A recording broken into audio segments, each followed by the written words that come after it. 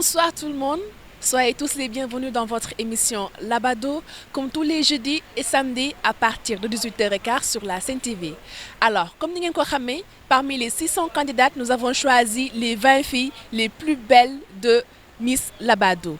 Alors, sama Miss yi nag gis ngeen fan yi ni ñu nekkee ñu ngi seen olala di dal ci hôtel yu macha allah di def lu leen neex raison pour laquelle nag tey dama leen andil benn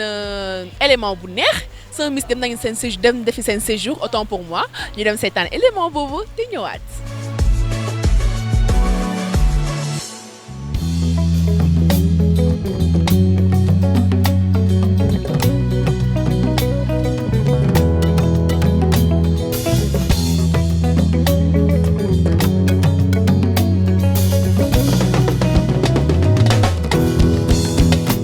yenn saa yi may dox di waxtu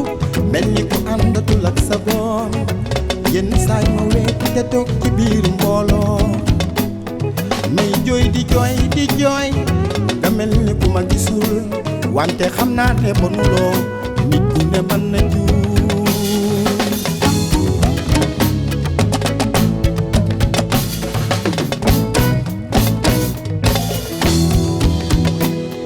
yow tamit amal xel.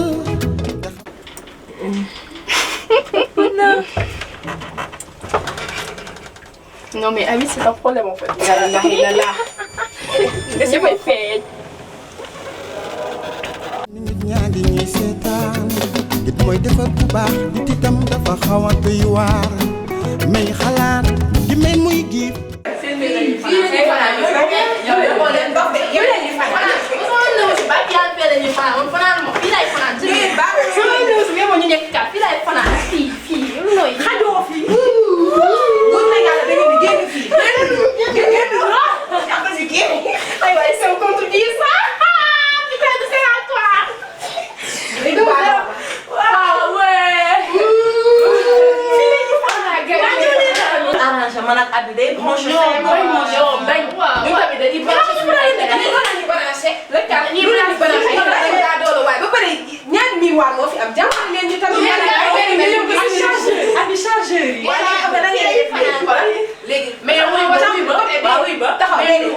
On a la télévision, am nañu café et tout ça. Da ngeen di yow fu mo da foofu.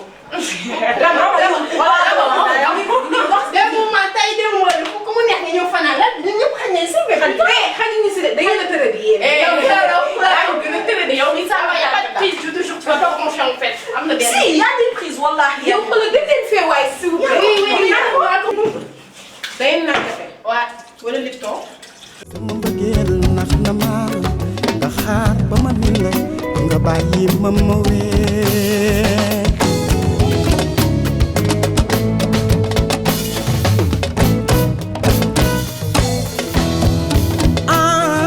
jubalal ba yegg fa nga jaam ndinkaane du alal yóbbante du moomeel ko la moomul ba ko faa xanaa xamoo ki amal kenn la te lu ko neex lay séddale bul xool ma ni ma mel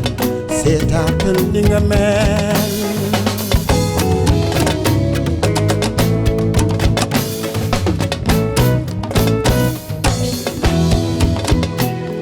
ma xiif ñu tegal ma ñam sama xel mbas ma dem ci yow ma daldi mel ni ku suuf te fekk ne lekkuma dara du jotee ma jéem a nelaw di la jëleer nga xaar ba ma min la nga bàyyi ma wee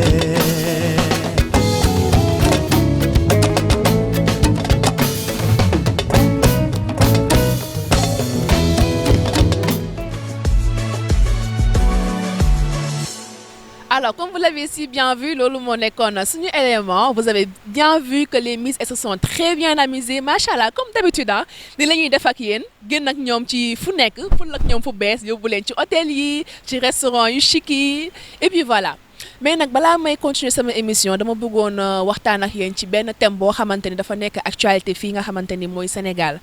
te mooy nekk l'adhération des jeunes filles dans les sectes.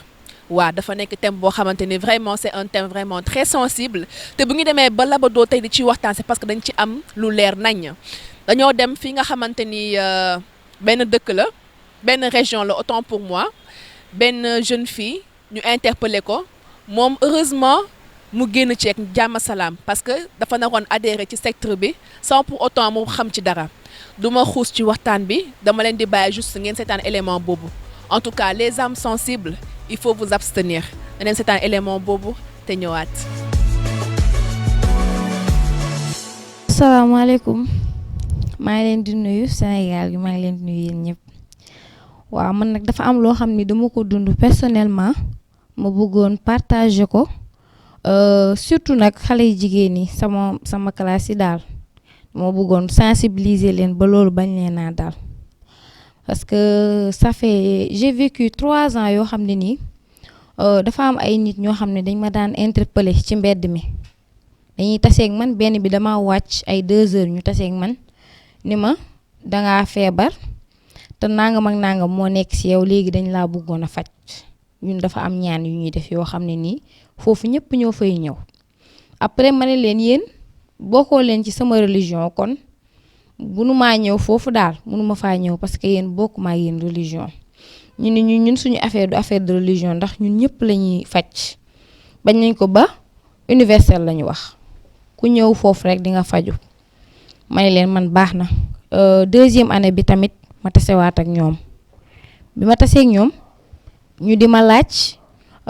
waxaan ma même chose ma toroxalaat leen 3e année bi ci laa doon def terminal ñu fekk ma ba suñu kër jour boobu nag malheureusement suñu waa kër nekkuñ fa woon benn xale moo fa nekkoon boobu crépuscule bi ñëw na bi ñuy nodd lañ fëgg buntu kër gi timis lañ doon nodd moo ubbi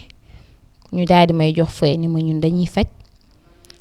léegi nag man ma dem ba mujj gi affaire bi daal dafa mel ni dañ ma xëcc seen bopp ndax niñ doon waxee ak man dafa mel ni am na luñ ma def sax léegi sama grande sœur bi mu ñëwee laa ko expliqué moom laa nekkal ni ko man de am na loo xam ne faj nañ ko si man ba sonn wérul teemaa dem si ñii ndax chaque jour maa ngi dégg ñu naan dañuy faj sama sœur ne ma waa am problème demal premier jour laa dem ñu laaj ma ay affaire ne ma lii ak lii la ñuy soxla laajuñ ma xaalis nag bi ma ñëwee laajuñ ma xaalis ñu wax ma luy sa problème man leen man lii moo ma dal ça fait des années ma di ko faj mais wérul te élève laa damay jàng daf may sonal léegi ñoom ñu ni ma mën nañ ko faj waaw ñu ni ma mën nañ ko faj léegi da ngay am looy andi ma andil leen luñ ma wax yi nga xam ni moom laay utiliser cette première nuit boobu mën naa ni tàggali ko woon naa ak sama sago ba pare waaw defoon naa ba pare parce que damaa tëdd ba guddi mu mel ni dañ maa dóor di ma tiital daal di ma tiital may gis ay image ci néeg bi te man tëddoon naa ba nelaw mais dafa mel ni dafa am lu ma yee bi ma jógee toog nag affaire yi dikkee ma mu mel ni ay lumière moo may romb yu kenn xamul daal léegi bi ma tëddaatee nag laa def benn cauchemar bi may nelaw presque du cauchemar parce que man finalement suñu waa kër bi ñu duggee ci néeg bi fekk nañ ma taxaw te man yëguma woon ni jug naa ba taxaw pour man maa ngi gént ba léegi sama douche intérieure dafa am ku fa daan génn chaque guddi buy ñëw si man jëmmu fas lay yor mais bu ñëwee ba egg si fas boo xam ne 2 pattes rek la am 4 pattes yi matul mais bu ñëwee ba timm si lay nekk benn ku jigéen ku xees ku am karaw koo xam ne karaw gi day daanu si digg li ba pare du sol dara ba pare dafa njool trop léegi bu ñëwee timma daf may laaj ay affaires yoo xam ni sama vie bu passé la waa ay erreur yoo xam ne mosoon naa ko def mu naan ma lu tax lii nga defoon ko lii nii yow lii waroo ko def léegi bu waxtaanee ak man ba dem après mu dem disparaître mais benn jour affaire bi daf ma doon dikkee nu bari ba mujj gi ma sonn parce que bu ñëwee même question la may posé te affaire bi dem na ba jaaxal ma daal léegi nag benn jour mu ñëw ci laa ko doon jéem a rayanteeg moom ma di ko saaga ni ko damaa bëgg nga dem parce que man damaa sonn chaque nuit nga ñëw di ma emmerder di ma yee di ma sonal te question yi nga may posé ça se répète su ma la waxee li ma lay wax nga dem léegi nag man moment boobu ma doon def noonu di xuloo di xeex ba sànni sama buntu salle de bain loke bi yàqu ndekete suñu waa kër yeewu nañ ba tiim ma gis nañ ma may def ay mouvement di wax mais xamuñu après la ma sama grande sœur laaj ne ma lan la ma ne ko ki ma la doon wax chaque nuit mu ñëw moom laa doon xeexal nii xam nga ma dem nag ba mujj gi timis buy waaj a jot bu ma fa demee rendez-vous faju ay ñaan la ñuy def nee dañuy ñaanalaate je me rappelle benn jour maa ngi ñëw ci salle bi moom bu ñëwee daan la waxal nangam mais comme man loolu xaw ma ko mosuma koo dégg sama diine danaa ma wax ko ma ne ko maa ngi koy wax sama xel mu ne ma ah ma ne ko waa mais si sama xel li ma sama diine wax laay jàng mën naa tari ayatu kursi wala leneen mais liñ ma doon wax xaw ma ko. léegi nag loolu jaaxal na ma parce que benn moment salle bi li fiy nekk ci ay nit dina ëpp 1000 personnes salle bu ngand la benn moment damaa jékki-jékki salle bi yëpp di daanu ba ci man banc bi ma toog kenn desul mais man daanuma loolu jaaxaloon na ma trop. man nag maa ngi xool seen chef bi ñoom groupe lañ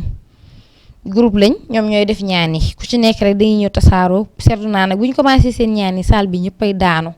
tàggali ko seen sago ñii di summeeku ñii di yuuxu ba pare dañuy am doole léegi man bi ma taxawee daanuma ñi nga xam ne ñoo doon def ñaan yi dañoo am chef bi moo ñëw ba ci man xool ma ba ma xool ko mu jàpp sama bopp bi di ko gësam na ko lu ëpp 30 minutes yoo xam ne su ma bàyyee damay miir mais taxul ma daanu léegi nag loolu jaaxal na ko daal ba benn moment mu arrière ba sori gestu ma daal di dem. beneen jour bi ma ñëwaat rendez-vous parce que li tax ma gën fa dem dafa am ñu ni ma woon fii am na fi ñoo xam ni ay musulman lañu maanaam ni mu fi amee ñoo xam ni gëmuñu l'islam am na fi ñoo xam tamit gëm nañ ko ma gëmoon ko ba laaj fa nit nu mu tudd mun ma man Mouhamed laa tudd. léegi vendredi jot ma wàcc suñu école parce que mënuma continuer suñu kër day sori man naa dem continuer toog fa xaar ba c'est 15h jot bu ñu ma defaree faj bi ba pare après man ma dem ñibbi mais bi ma ñëwee damaa gis ni man dama leen a bett ndax joxuñu ma heure boobu ma ñëw nag ñu may dàq naan ma génnal demal ba heure bi ñu la wax man leen bu ma jógewaatee wàcc dem suñu kër war a fa jógewaat ñëwaat fii di faj bi day metti si man bàyyi leen ma toog xaar mais gis naa ni sawaruñ ci ma toog foofu daal. léegi bi ma toogee ba julli àjjuma paase gisuma ku julli foofu ki ni ma woon Mouhamed la tudd ma woo ko ba mu ñëw ma ne ko yow yaa ni ma woon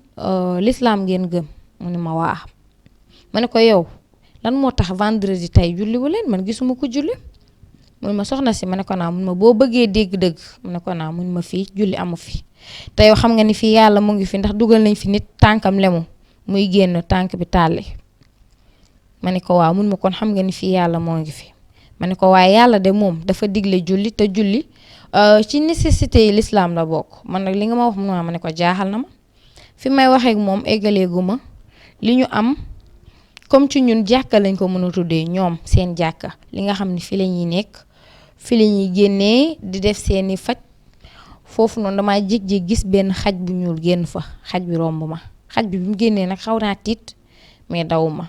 léegi nag biñ taxawee noonu taxaw tuuti taxawaay bi sonal ma ne xaaral ma dugg ci salle bi toog kenn ñëwagul mais naa toog ci salle bi mais bi may duggee ci salle bi toog dama doon sentir ay frisson waaw sama yaram da doon daw taxaw ma lan la mais man personnellement ragaluma mais dafa mel dafa am lu ma doon yëg daal sama yaram da doon na daw. léegi ma toog tuuti benn xale bu war a toll ci 12 ans 11 ans ñëw fa xale bu ndaw odo saak bi mu ñëwee toog nuyu ma léegi man ma xool ko aw ma envie jox ko loxo ma ne ko ça va mu toog 5 minutes ni ma man dama la doon nuyu rek ma ne ko xam naa ko fay naa la mu ni ma waa mu toogaat lu mataat 15 minutes mu ni ma yow lan moo la andi fii xanaa dangaa feebar ma ne ko man dara jotuma damaa ñëw seetaan si rek mu ni ma ma ne ko waa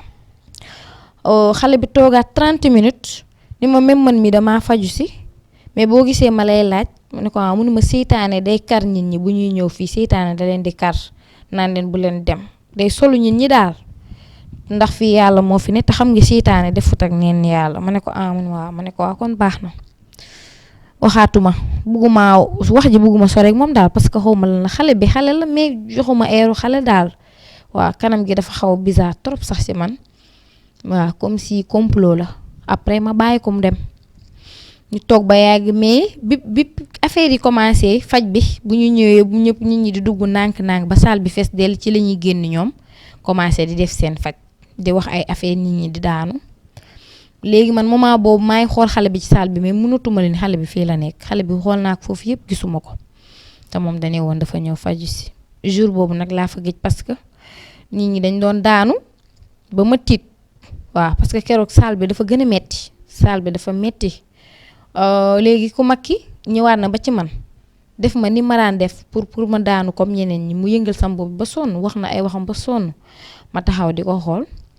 léegi ci la reculer ba ci kanam ba nga xam ne maa ngi jàkkaarloog moom juste foofu nag foogoo naa ne sax du ma ñibbi wala danaa dof wala dinaa dee foofu parce que damaa gis lu ma musul gis moment bi may xool bëtam yi dafa mel ni ay étincelle moo ci doon nekk ay lampe te lii imaginer wu ma ko lu ma gis la bi ma ko gisee sama karaw yaram bi dafa jug taxaw ba pare may lox waaye yuuxuwuma daanuwuma mu fixé na ma lu yàgg man tamit xefuma mu koy xool après la ñëwaat ba ci man bi nga xamee ni wàcc nañ ñëpp war a dem ñibbi mu woo ma ba ma ñëw mun ma yow dangaa courageuse léegi nag damaa bëgg nga continuer ci nii parce que dangaa am fit boo continuer nii ma ne ko naaw mu ni ma sa nangam bi dina wér ma ne ko mu ni ma waa mun ma waaye dama lay dénk leen dinaa suba di ngeen ñëwaat rendez-vous ma ne ko naaw mun ma mais suba boo ñëwee di nga ma gis may naaw te boo ma gisee may naaw bul yuuxu defal comme ni nga defoon sànq ma ne ko waaw man bi may ñibbi nag gëm naa ni dinaa ko gis muy naaw suba parce que li ma njëkk a def moo tax ma xam ni am nañ pouvoir boobu am nañ pouvoir def loo xam ne dinaa ko gis muy naaw léegi ma demee ba suñu kër dama daan nëbb suñu waa kër loolu yëpp daaw ma leen wax ni li ma fay gis daal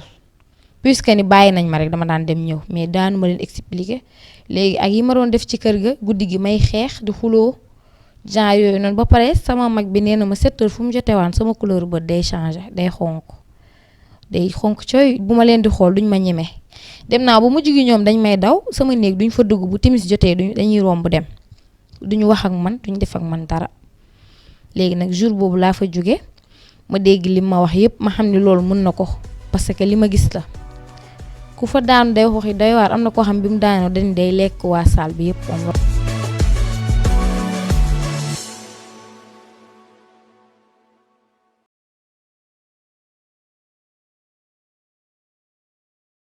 Est-ce que di ngeen nelaw tey wala non man je pense pas moom. man de man mënu maa tëdd nelaw ndax man je vais dormir dëgg yàlla dem tëdd nelaw. mais man affaire bi non rek non léemu bi dëgg la dalay aar mais en fait avant ngay trouver sommeil mooy parce que genre da ngay coucher ça revient dans ta tête. surtout fa affaire yëpp di daanu moom dañuy kase yi moom sonal ma le fait que moom kase yow blende nga yow le fait que mu gis kooku muy jug et tout ça. non mais il revient pas. oh non.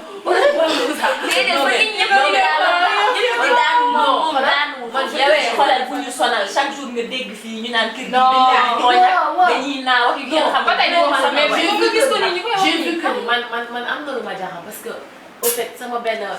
xarit rakam bu ñu ne da ngaa gis ko non j'ai pas vu ça moom loolu moom gisuma ko moom yàlla moom gis mais le fait que moom rakam moo doon dox ay timis yooyu di seen robinet tëj muy dem di rooti ci robinet mbedd en plus de cela rakk bi daal bu jékki-jékki mel ne dafa ne am na lu topp si ginnaaw et tout léegi mu geesu gisul dara mu doxaat mu geesuwaat gisul dara léegi bu mu geesuwaatee la 3e fois comme li kii wax rek nit ku yor jëmmu fas ak yaram mu nit je sais pas moom la gis après affaire bi feebar ko xale bu góor il n'avait que 12 ans 13 ans et tout léegi affaire bi feebar ko léegi mu commencé di yuuxu et tout mu feebar ko daal guddi boobu xam naa ne la woo. guddi boobu man bu ma ko yëgee wax dëgg ne yàlla man j'ai pas dormi bañ na ba dama ubbi sama néegu yaay j'ai dormi là-bas léegi lu yëngatu ma pincé sama yaay ba mu yeewu mu ne ma lan la. noo ko doon pincé. yow c'est que yow tàpp nga ko fi sonal yow vrai tàpp firi nga ñu sonal. non daf ma tiiree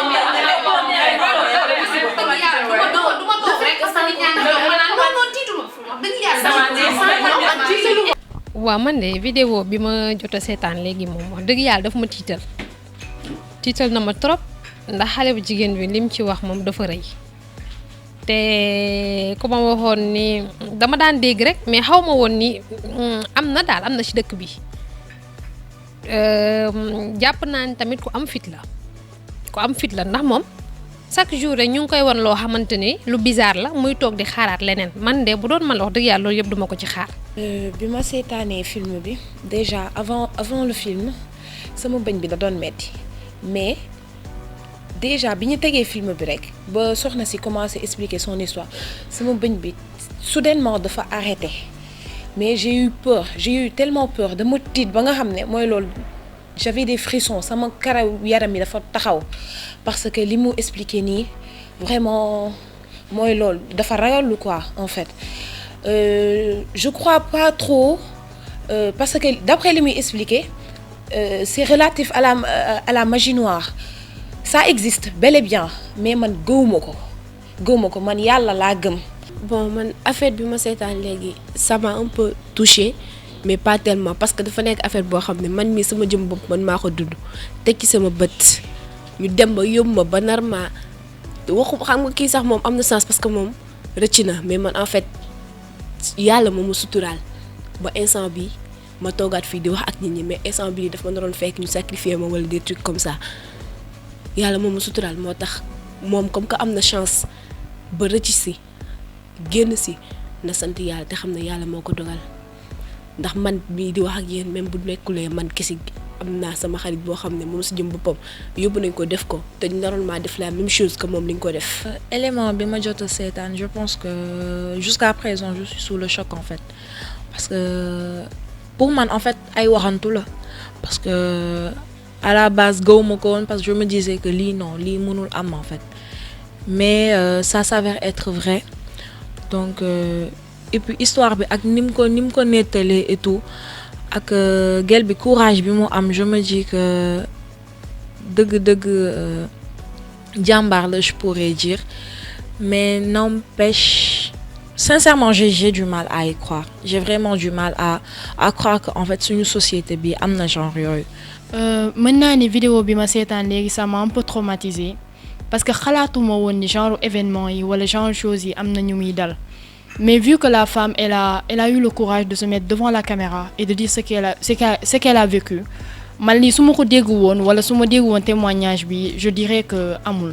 mais nit ki loo dundul rek mënoo ko xam te nekk na lu metti parce que elle booy déglu waxam bu baax elle voulait vraiment chercher de l'aide mais ça s'est vraiment mal passé encore une fois et d'après man il faut vraiment être vigilante en fait bul yam ci leen nit wan rek wala bu la elle s'est battue aussi parce que elle s'est battue pour ñi ko nar a écarter ci religion am boo dégloo waxam bu baax elle s'est vraiment battue. Vraiment lii tiital na ma trop parce que mën naa wax ne man tamit rëcc naa ci parce que là où j'habite mës nañ ma jox benn flyers boo xamante ne pour affaire yi la woon mais liñ ma wax moo ma tiitaloon demoon naa bay ciy dem parce que dañ ma doon wax ay affaires yoo xamante ne nii man je me disais que ni c'était vrai waaw ba ma waroon dem ci ñoom mais par la suite laa ñëw bokk fii Miss Labado moo tax demuma ci. Bon man j'ai regardé la vidéo c'est vraiment un cas qui touche mais ça ne m'étonne pas parce que bi ma gën a nekkee xale donc j'avais l'habitude d'écouter Africa 1 vers 14h il y avait une émission sur laquelle vraiment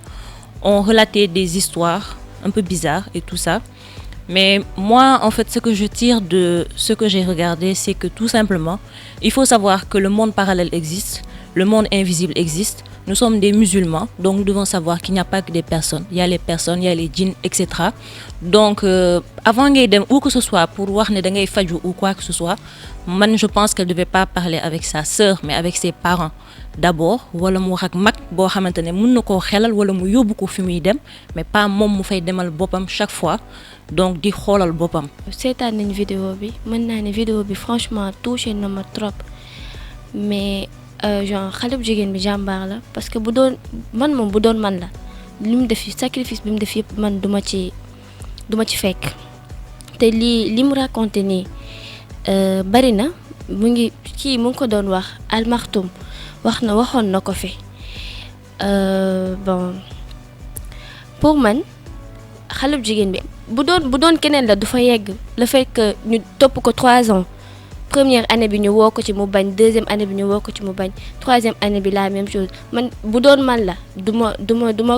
ma demander la permission à ma sœur mais à mes parents parce que parents yi tamit ñoom seen rôle yi dañ ciy jouer.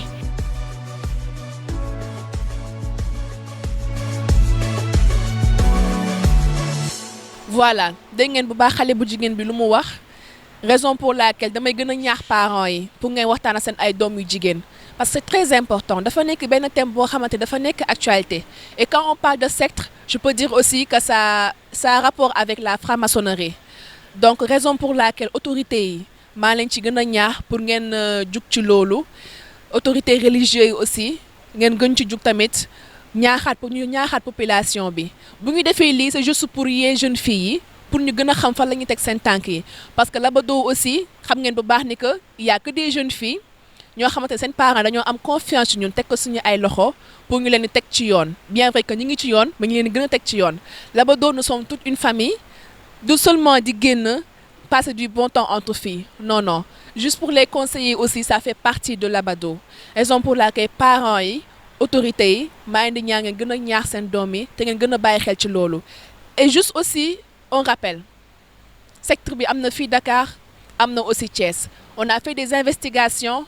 te jeune fille bi aussi incha allah dinañu gën a topp xale bu jigéen bi pour mu gën ñoo ci wax ci loolu donc raison pour laquelle bàyyi leen xel ci loolu bu baax alors comme il y a des bons moments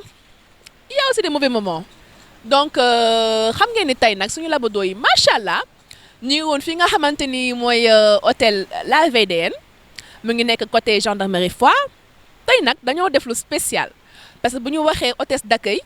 war ngeen mën a xam ne ni que nous parlons des belles filles parce que hôtesse d'habitude ay jigéen ñu rafet ngeen di gis donc dañoo bëgg a dundal Labado yi tey benn expérience bu bees tàkk man moom vraiment j'ai été bluffée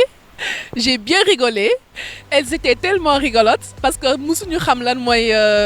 def hôtesse d'accueil ñu dem seetaan élément boobu te ñëwaat.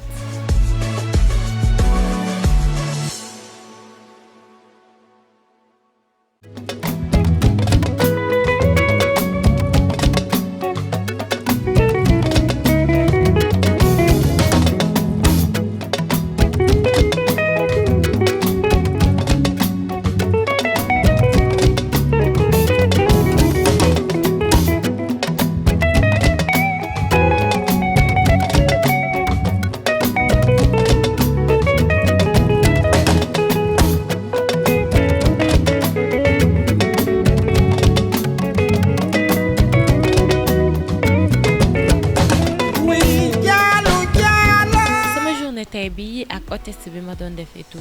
c'était bien mais c'était fatigant aussi parce que c'était la première fois ñu ma def ko ba pare am naa ci expérience yu bari. tey ni ma gisee accueil italien yi bon c'était chaleureux mais dama xawoon am tuuti problème parce que déjà dégguma la langue italienne donc xaw naa am tuuti problème voilà mais quand même ñoom xaw nañoo dégg tuuti français du coup. métti woon na le fait que ma taxaw autant de temps. avec les talons métti woon na trop parce que déjà j'ai pas l'habitude en fait bu fekkee sax dañ koy sol ba pare nekk en mouvement ça va mais le fait que nga sol ko ba pare di stagner à un lieu précis c'est ça qui est difficile en fait. poste bi ma ci gën a neex je pense bien que bi ma nekkoon ci suuf la parce que je me suis bien amusée à part que talons yi dañoo metti sama tànk moom j'avoue mais dama jàng lu am solo en fait j'ai appris que malgré la douleur on pourrait sourire malgré métit bi dañ sourire et là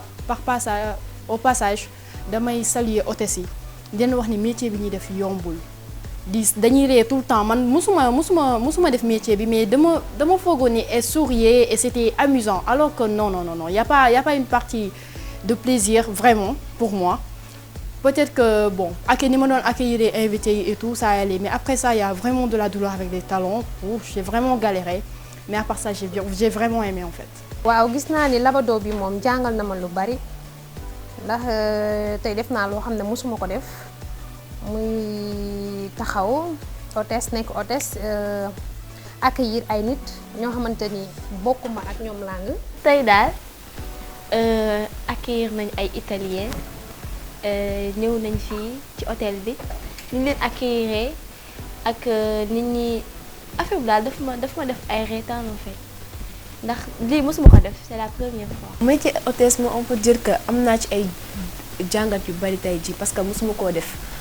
tey jii bi ma ko defee jàngal na ma lu bari parce que yokk na ma benn expérience boo xam ne mosuma koo xam ndax tey jii jàngal na ma que ni nit boo ko dee accueillir tu dois être souriante libre bàyyi sa lépp mu bouger comme ça moom mu mën a am fit bàyyi la ak boppam nga diriger ko. Waaw, sama soirée hôtesse bi c'était pas nouveau pour moi parce que j'ai l'habitude de le faire. Xam nga rek booy for ay weccit par-ci par-là. Donc c'est quelque chose que j'ai l'habitude de faire. Donc c'est vrai que métier bu metti la parce que taxawaay bi tout ce temps-là, tu es debout et tout avec les talons, c'est dur. Mais c'était cool parce qu'il y avait les filles donc waxtaan nañ kaf nañ et tout ça. Mais li mu ci gën a def ay ree mooy en fait le fait que qu'on avait du mal à communiquer avec les invités parce que la plupart parlaient italien. Donc beaucoup d'entre nous ne parlaient pas l'anglais et ça posait problème.